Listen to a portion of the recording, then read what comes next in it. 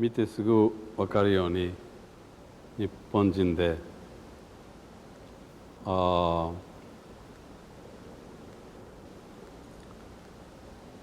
何の特殊性もない、人間で、たまたま2、3のラッキーな運命的な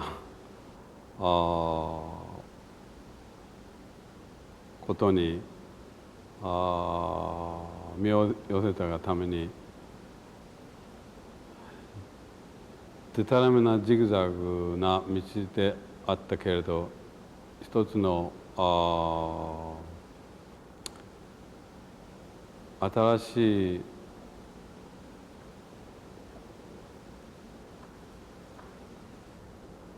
哲学とか思想まではいかないけど、アイデアを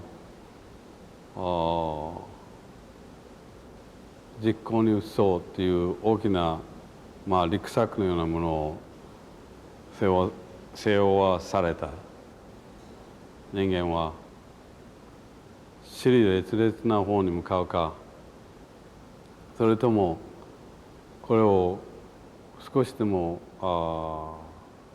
構築の方に向かうかっていうのが僕のような人間のプロファイルだな。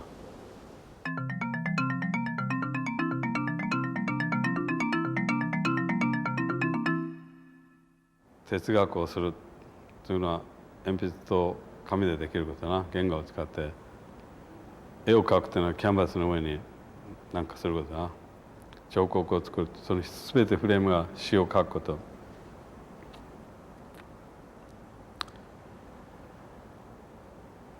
あのようなフィクションをどうして我々はこんなにも反強制的に信じるようになってしまったのか。例えば僕の場合を取れば絵描きだな。絵なんキャンバスの上にはこの指一本も入っていかないんだ。生活空間もない、日常空間もない、いわゆる本当にフィクションの世界をどうしてこんなにこの我々の文化体系の中では高く評価するんだろう。それに悩まされた長い間、もうそれは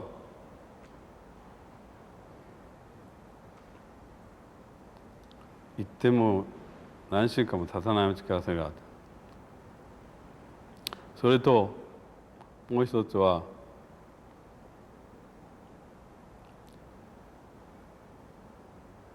私のように日本人として生まれた人間は一体体系のようなものを建てられるのか。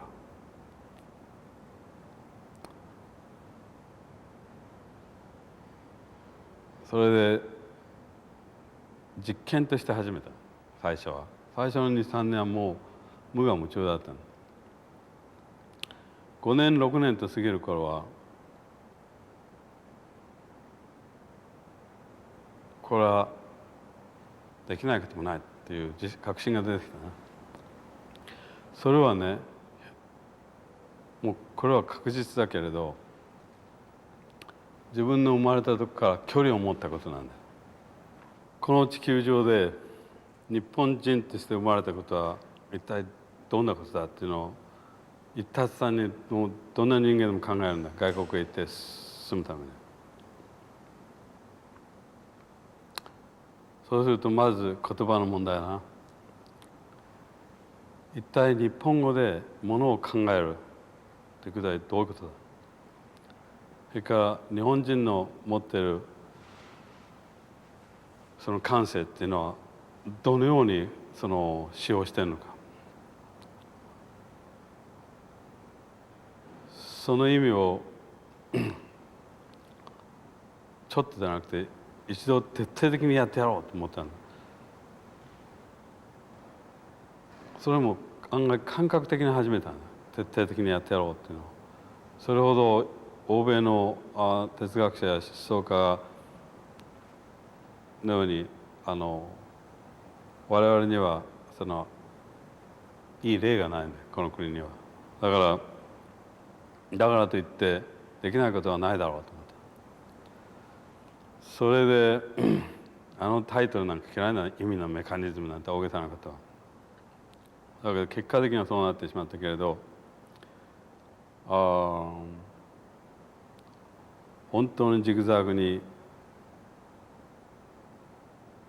外国語といわゆる英語だね僕の場合はと日本語で意味について全くこれはもう考えられない不可能と思ったことをやってたんです自分で。約10年やってみて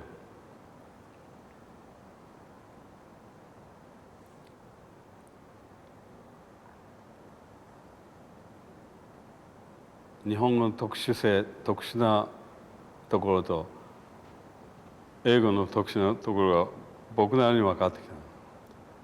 その中にたまたま身体の動きっていうのが意味について仕事をするためにどうしても出てきてしまったな。ちょうど70年の初め60年の初めに出てきたな。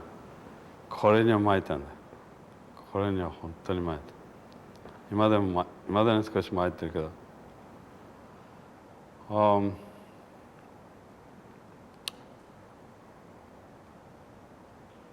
そこから嫌でもエクスペリメンタルサイコロジーっていうか嫌でも入っていかなくちゃいけない。それで真剣にそちらへ入ってた。だから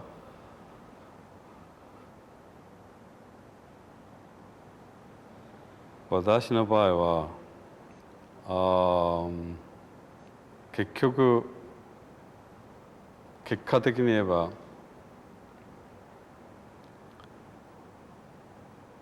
60年の初めから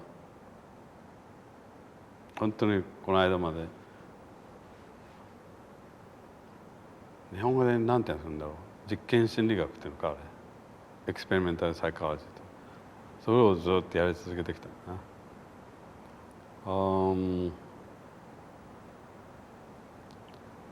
何があろうと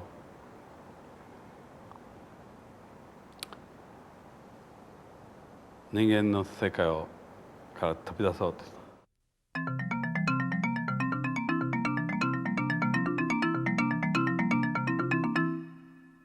まずどうしてこれだけたくさんあった芸術の形式から私が建築するってことを選んだかというと先ほども言ったように身体の動きそれから一番身近で全ての人が忘れてしまっていた肉体ってやつなそれを使用しない限り何事も始まらないってことが分かる。それこそがいわゆる日常空間とか生活空間を作ってる最も基本の単位なの。唯一残っている形式は身体っていうものを身体の動きっていうものを入れられる形式が建築しかないんです。だからちょうど70年の初めから意識的にそちらへ入ってたな。こうして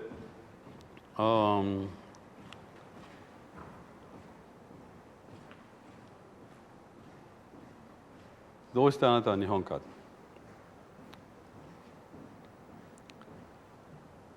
私がやろうとしていることはそれでもう始めたことは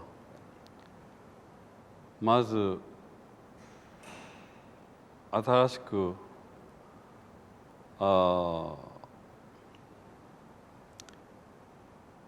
建築という言葉の意味をまずこの地引きから変えなくちゃいけないね。そうするとどの国がそれは実行しやすいかっていうと無思想で無体系の国が一番いいわけだ。なぜだったら体系とか思想がある国はそう簡単に一つの長い伝統を持った言葉の意味を変えることは不可能だな。だから欧米ではまず不可能だろう。それで日本という国はまず日本から始めようとした。それとたまたまこの日本人の性質が21世紀に向いてるってことが分かったのか。なぜなら今まで世界の人に言われていた、しかも日本人も日本の知識人もおそらく知っているだろう、知識人じゃなくて普通の人も知っているだろう、自分たちの欠点はこのようなケアテックでものすごいアブストラクトな時代になった時には使いやすいんだな。それが証拠に日本の技術革命はすごく臆病な、で短期で、それから無思想で無体系で起こりやすい、そういう条件が揃ってたからできたと思ったの僕は。今でもそう思ってるんだ。だからそれを利用して一つ建築の形式どころか一つ常識および道徳、日本人の道徳、日本人のコモンセンス、それから倫理っていうやつを変革してやろうと思った。それで僕にはもう私にだな、私にはもうそれしかないと思ってるんだ。建築革命しか。この国はなぜなら体系や思想のない国は事実より信じない。だからこの国にどんなに素晴らしい思想を輸入したり、どんなに素晴らしい絵画とか音楽とかなんか言っても消費しちゃうんだ、食べ物ように。だから僕の知っている限りの日本、例えば50年以後のこの40年か50年は思想も食べ物も自分の運動も自分の人生も全て同等に消費してるんだよ。だから何も残らない。だから無意識のペシミズムだ。外国は意識的なペシミズムだ。そこが違いだよ。だからこの違いは決定的なんだよな。どちらがいいってわけじゃないんだよ。無意識と意識的なペシミズムの違いっていうのはもう決定的な違いなんだ。その違いを一つずつ僕は今出していこう。でそれを出すには建築という形式が最も素晴らしいと。間違えてもらうと困るけれど、建築と建物とは全然違うんだよ。この国には建物を作る人を建築家って言ってるんだよ。建築家はおよそそれからほど遠いもん。ひょっとすると何も関係ないの、建物と建築家っていうのは。だから僕の知っている限りではこの国には建築家は一人もいなかった。建築するとはこういうことなんだよ。建築の原型っていうのは私とプロナウンスした時に浮かび上がってくるものがあるんだよ。その浮かび上がってくるものをなんとか外側に作り上げようと、それでね、構築しようという行為なんだよ僕には。そうするとな、私というものが人になる間にはものすごい距離とディメンションが変わるんだよ。もはや共同性を帯びるんだ。私、あの人ねって言うだろう。あの時はもはや人は共同性を帯びてるからいいかね、その時には環境が全て入っちゃってるんだな。だけど私の場合は環境に支えられた私があるんで、まだ少し低点があるんだ。だけどもうあの人になった時にはもう確実に偏在としてしかないんだな。そしてあの人間ねってなった時にもはや共同体までいかないけどそこまで近いんだ。だから建築するとは一番最初にプロナウンスした時に私と言った時にイメージとか、それに伴ってくるいろいろな内容があるだろう。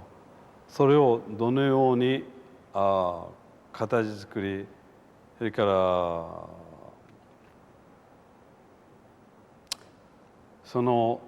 できればだよ、その仕様も考える人のことを建築家と呼ばなくちゃいけない。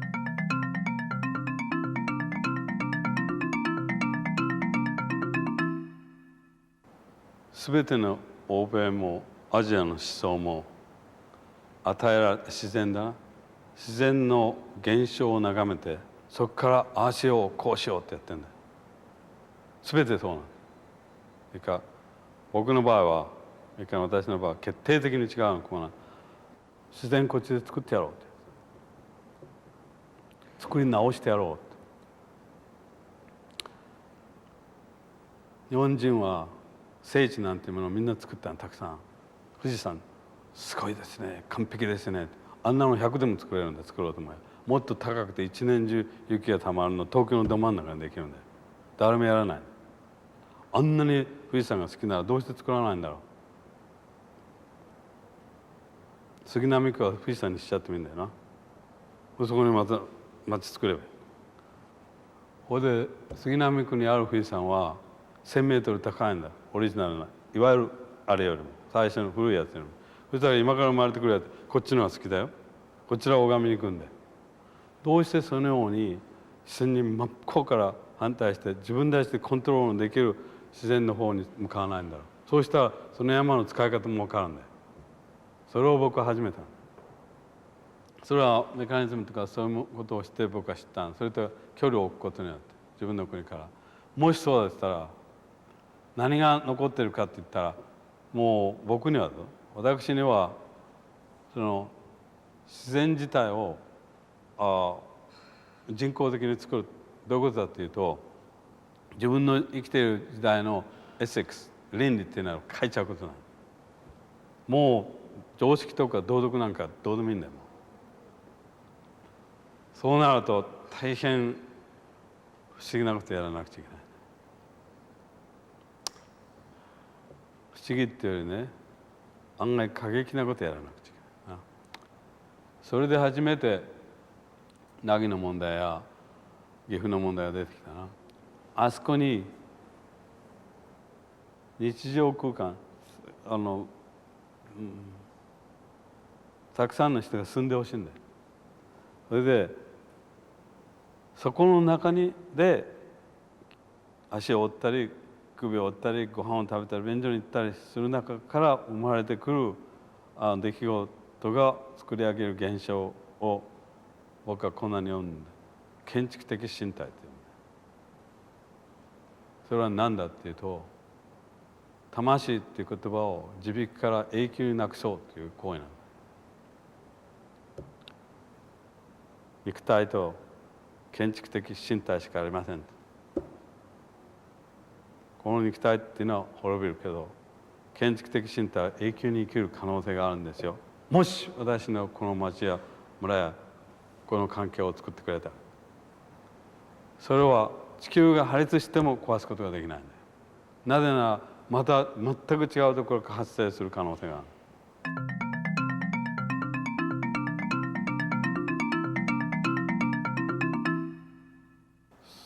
せめて自分の生きている時にいっぺん日本文明っていうものがどんなものであるかっていうことを明確に形作れないだろうか。それもやっぱり70年半ばが思い出したやりだした考え出した。だけどやればやるほど分からなくなってくるんだよ。なぜなら僕はたまたま外国に住んでるから、向こうではテイクフォーグランデッドなんだ。もうシビリゼーションって言ったら当たり前なんだ。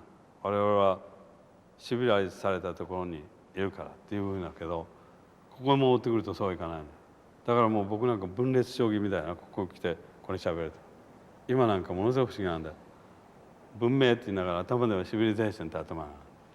だからこれは日本の知識人が全部背負っているもので、特に福沢諭吉さんなんかそれでこんなになったんだよ、おそらく。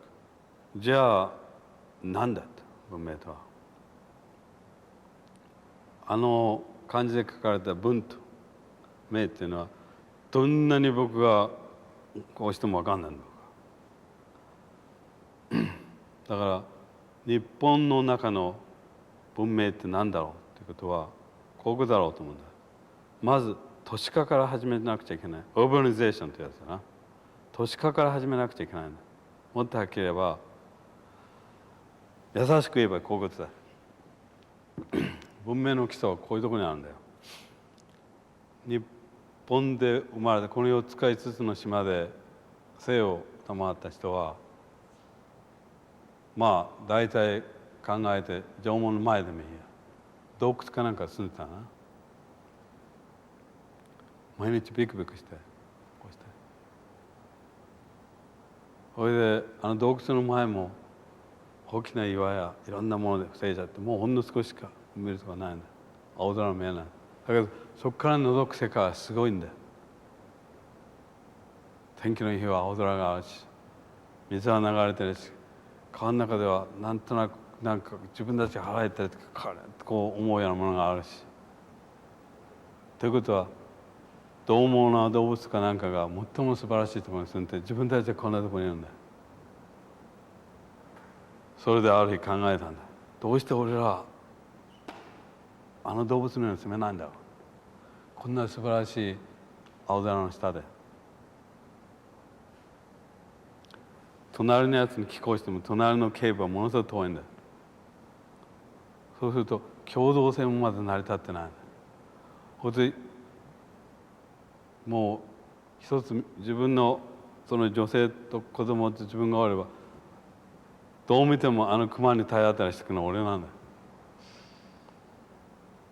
じゃああそこを獲得するためにはあの危ない中に入ってくるしょうがない。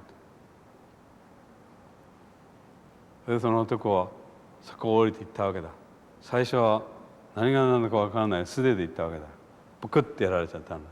それを見てた女性か男性がなんか今度持っていけってわけだ。だからこの石を持ってプッていったら、そんな石を一つぶつけたぐらいでどうしてもブクッと壊れちゃったの。それを見てた隣の警部のやつが「俺もやってみよう俺もやってみよう」っていうとこから共同性が始まったんだ。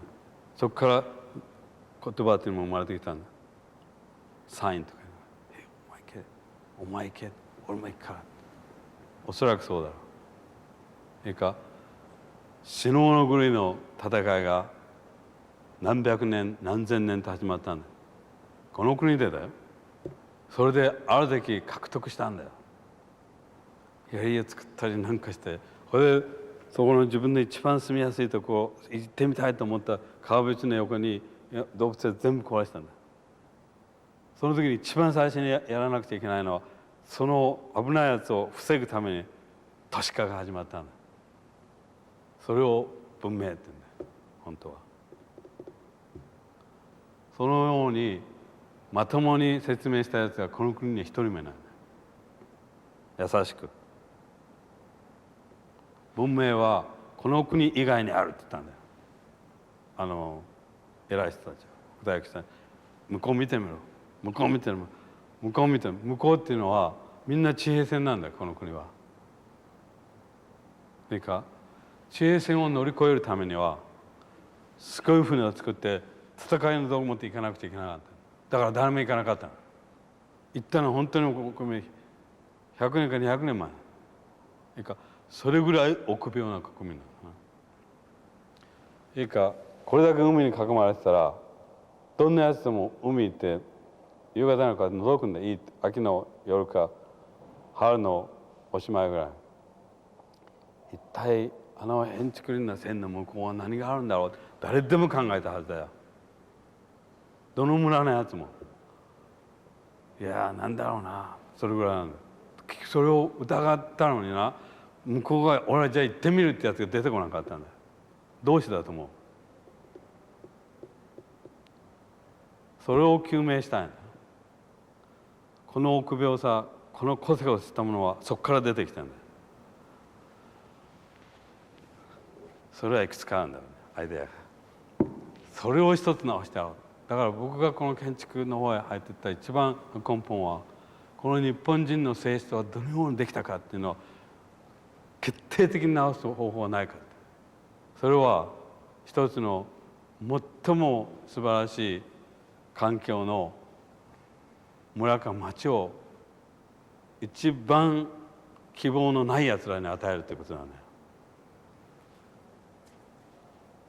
そしてその希望のないやつがその自分に与えられた素晴らしい自分の今から住んでいる生活空間のあるとこから星を眺めたりするんだ。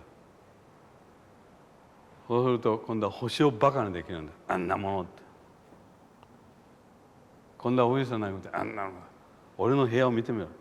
俺の住んでいるところもっと大きいぞ。もっと素晴らしいって言うんだ。その時に初めて希望とか自由っていう意味が出てくるんだ。言語は好意を持つためにはそれなりの環境を作らなくちゃいけないんだ。それはここから入ってくるもんじゃないんだ。肉体の動きから入ってくるんだ。肉体の動きはあらゆるパーセプション、我々の視覚や知覚を変えるんだ。毎秒その出来事によって新しい言葉が生まれるんだ。新しいサインが生まれる。それがない限り決してそこの国民の文化は生まれないんだ。だからこの国には文化がないんだ。ゼロだ。ピュアゼロだ。それで俺は頭に来た。今でも来てるけど、頭だけじゃない体にも来てるけどな。これで一つ決定的にやってやろうと思ったんだけれど何せ臆病の国に生まれた俺も入れてた。俺も臆病なんだやっぱり。こんなこと大きな声で言ってもしょうがないんだけど大きな声出てしまうけれどこ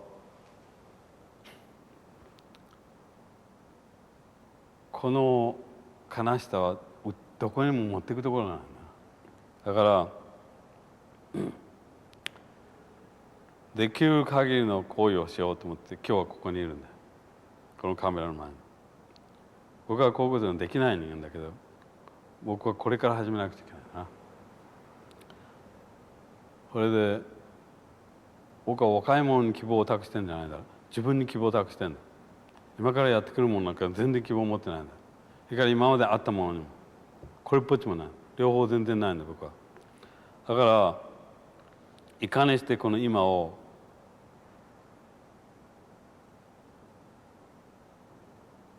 この私が抱いてきたものに近づけるかそれしかないな。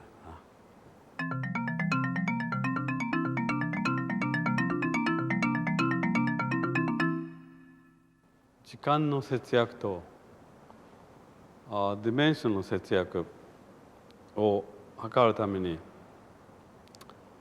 いろいろこの10年20年いろいろ技術が開発されているだろ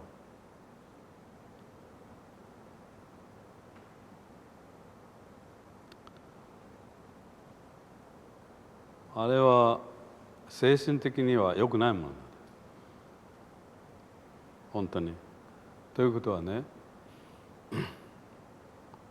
今のところどれだけ物理学がそれから生物学がそれから数学が進んでもね私たちの頭は一つで腕は二つで足は二本なんだ。それに関係なくテクノロジーが進んでるんだよ。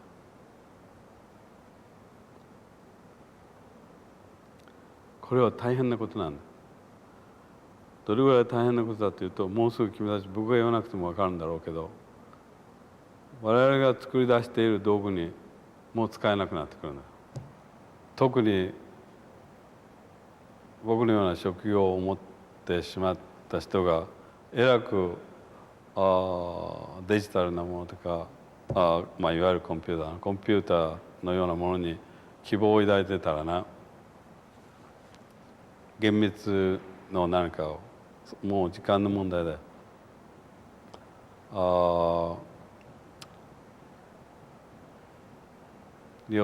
相当ひどいことが起こるよ。もう何年もしないうちに。なぜなら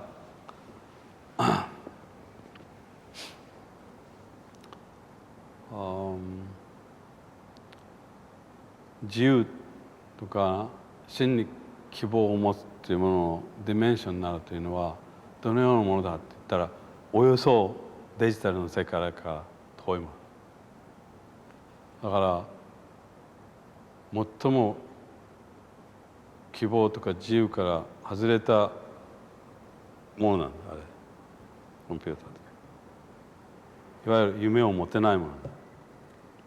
でも一人や二人天才的なやつが出てきてね、全く新しい使用法を見つけて、これで何かやる可能性はないとは言えないな。だけど結果的には、こういうことを僕が言うのはおかしいけど、何であろうと私と呼ばれるこの私よりも素晴らしいコンピューターを作ったら我々は不幸になるんだ、結果的に。だからそんなものはできるはずがないけれど、できたって不幸なんだな。なぜならここからは全くピュアな哲学的な問題だけれど、あなたたち聞いたこともあるだろうけど、人工知性とか人工生命なんてあるだろう。あの言葉につられてますますコンピューターの世界は進んでいるけれど、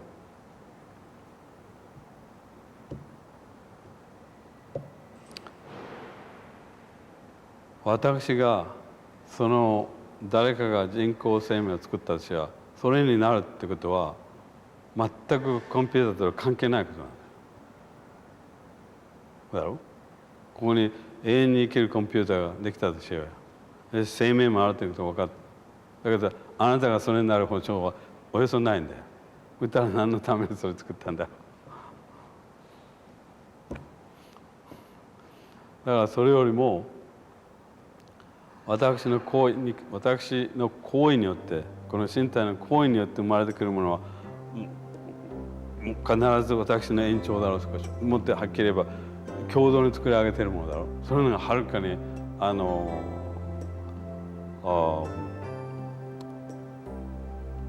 希望が持てるもの